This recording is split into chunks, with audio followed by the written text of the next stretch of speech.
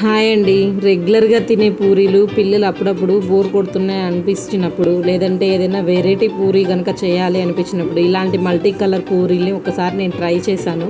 చాలా బాగా వచ్చాయి. మీరు కూడా ట్రై చేస్తారని ఈ వీడియో పెడుతున్నాను. మీరు కూడా ట్రై చేసి ఎలా వచ్చాయో చెప్పండి. వీటి కోసం ఆల్రెడీ బీట్రూట్ పేస్ట్ కలిపి ఒక పూరీ బ్యాటర్ తయారు చేసి పెట్టుకోండి. ఇంకొకటేమో క్యారెట్తో, ఇంకొకటేమో పాలకూరతో తయారు చేసి పెట్టుకొని 3 కలిపి అలా రోల్ చేసి కట్ చేసి చిన్న చిన్న పూరీలా ఒత్తి కాల్చి చూడండి.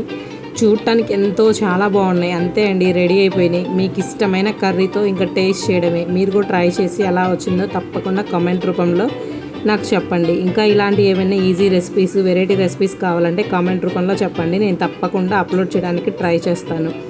ఈ పూరీస్ కనుక నచ్చినట్లయితే నా ఛానల్ని సబ్స్క్రైబ్ చేయండి, లైక్ చేయండి, షేర్ చేయండి. ఇలాంటి మంచి మంచి వీడియోస్ వెంటనే మీకు అందరికీ అందుతాయి. Thank you for watching my videos.